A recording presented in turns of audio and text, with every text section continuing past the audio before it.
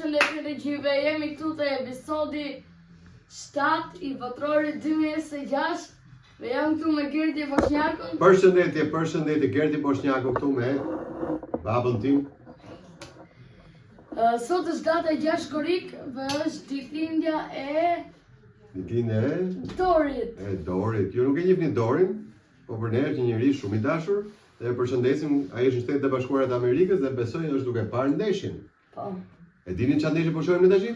Tani është mbaroi pjesa parë dhe tani është Portugali-Spanjë. Dhe ne po nxitonim që të bëjmë për 15 minuta ta bëjmë wrap up sa më shpejt të podcast të sotëm dhe do të themi me një herë pastaj ditën e nesërme për të analizuar ndeshjen e sotshme. Por më tregoj çik për ndeshjen e djeshme.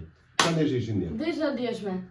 Dje kemi pas një super surprizë të jashtëzakonshme. Brazileros me norvegjezët e ftohtë apo me Haalandin. Me Haalandin. Neymar kundër Haaland, Vini kundër Haaland dhe kush doli fitues? Haaland. Si ishte parashikimi jot? Parashikimi ishte 2-1 për Brazilin, por në fakt doli 2-1 për Norvegjinë. Norvegjinë. Doli asnjë, asnjë nuk ja priste mendje që Norvegjia do të ishte në këto nivele. E dinim që ishte mirë, por me Brazilin menduam që Brazili do dominonte mirë, po nga ndeshja, duke parë ndeshjen, Norvegjia ishte ajo që dominoi, e mbante topin dhe ajo bënte një lojë shumë të bukur. Po me thënë të drejtën, Brazili ka pas shumë shanse. Me shumë shanse, po patjetër, por e mori si lehtëshëm. Humbi dhe penaltim atje. Penaltim që humbi ishte merita e Portierit, por super pritje. Për mua nuk duhet ta bënte Kush ishte ai që e quajti penaltim? Ai është Bruno Guimaraes. Ai do me një Carson dhe ka qenë penaltia e parë për Brazilin ajo. Mund të jepni një lojtar si Vini ose Vini, Cunha, që më besoj që do e shënonin. Por, nga thënë Guimaraes dhe nuk e dim arsyeën pse Ancelotti dha atij. Por, si do duk paraqitja e yllit të mbrëmjes?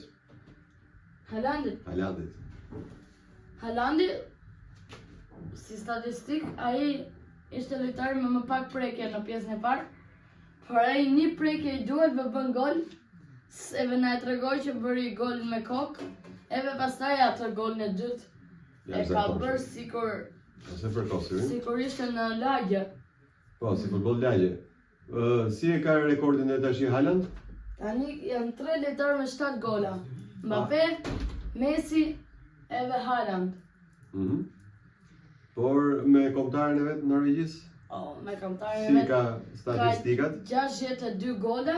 Erdhi Koko. Hajde këtu Koko. Hajde. Bravo. Ka 62 gola në 54 ndeshje.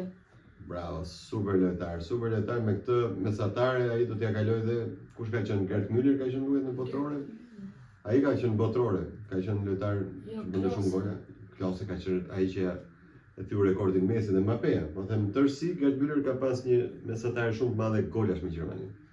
Pra, diçka e tillë se 1.5 gola për ndeshje mesatare. Ashtu e ka Haaland. Haaland ka pak më 1.5 gola është çfarë? Çka kishte ndeshje tjetër mbas Norvegjisë dhe Brazilit? Në orën 2 të mëngjesit ishte dhe Meksik Angli, kjo ndeshje për pak Meksika e surprizon Anglin. Fiton 3-2 Anglia. Kjo ishte e bukur nëse pa ndeshjen që ishte shumë më pas Bellingham bëri gol minutë 36 edhe në minutë 38. Për 2 minuta. Pra ka bërë 2 gola 2 minuta. Po karton të kujt pse kishte marrë Anglia? Pastaj bëri 2-1 Meksika. Pastaj mori karton të kuq në minutë 54 të Kuanca. Edhe golin për Meksikën e bëri Quinones, ai që bëri golin e parë të Botrorit. Dhe pastaj kishte marrë Anglia penalti dhe realizoi Kane që është në botën e 6 golave. Edhe pastaj merr penalti minutë 68 Meksika, por pastaj e shënon, por nuk e gjeti dot golin e barazimit. Edhe se pas 25 gjuajt. 2-0, 2-1, 3-1, 3-2 si shkoi? Po, ashtu më duket.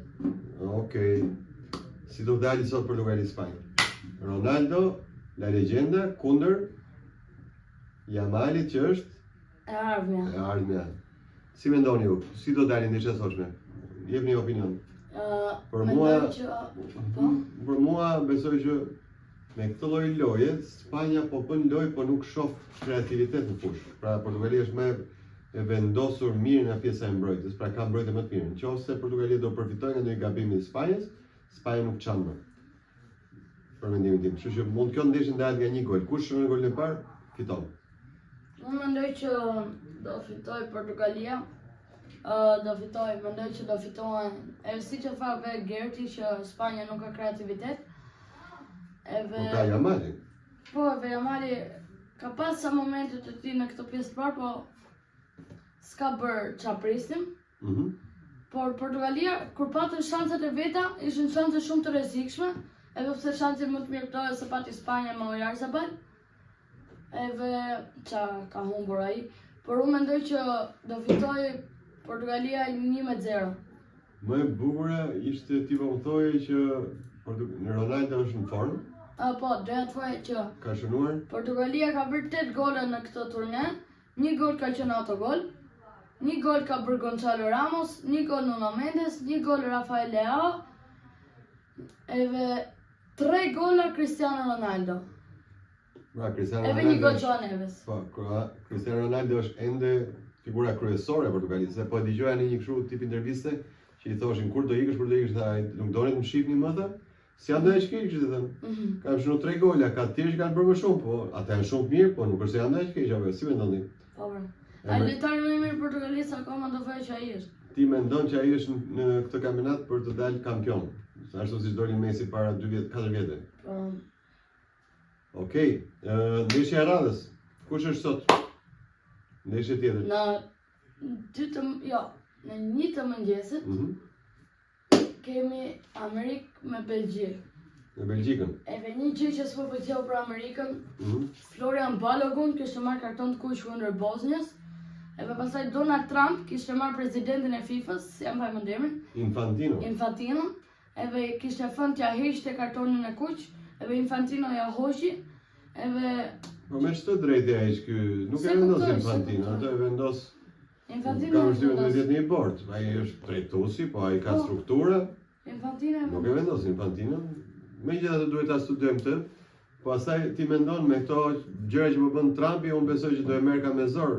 Edhe kundër Belgjikës, nëse arbitri do i japi penallti Amerikës, Belgjikës, Trumpi do marrë në telefon arbitrin, arbitri do ta ndryshojë. Nëse rezultati 1-0 për Belgjikën, Trumpi do i thotë Infantino ndroje çka rezultat. Stove 15 minuta shesë. Shumë e lezetshme. Atëherë arritëm nga fundi, do filloj pjesa e dytë, kështu që ta mbyllim këtu. Po doja të thoja për ndeshjet e nesërme, që është Argjentinë Egjipt në orën 6. E ka atlet Argjentina. Po Egjipti është vetë ekip i mirë. Po prapë unë e pash në ndeshjen e fundit, ishte mirë, po. Po barazoj me Belgjikën, që më pëlqeu. Me Belgjikën në grupe. Edhe në orën 10 janë 2 ekipe që kanë qenë shumë të forta, dhe jo që janë ekipet mbaja, po është Zvicra me Kolumbien.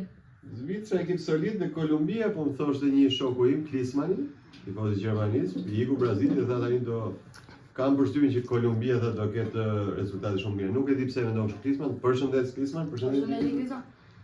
Doja vetëm përshëndesja një shokun tim Aleksin, se më ka kërkuar ta përshëndes në podcast. Përshëndetje Aleksi. Përshëndetje. Po shef ndeshjet në live me Enon Ermaseres. Shkruaj mesazh Aleksi, shkruaj mesazh dhe flasim në telefon duke pa ndesh, por kësaj radhe jemi shumë përqendruar me Portugali Spanjë, kështu që Aleksi na fal se jemi edhe duke bërë podcast, duke parë Portugali Spanjë dhe jemi shumë rëmujtur te shtëpia. Atëherë do të themi të gjithëve mirupafshim dhe çfarë duhet na bëjmë? Na ndiqni, na bëni subscribe, na bëni like. Edhe ndiqen që janë i shokve dhe shoqive. Share. Bëni share, po. Smash the like button. Mirupafshim nga unë, Gerti Poshtjaku. Mirupafshim.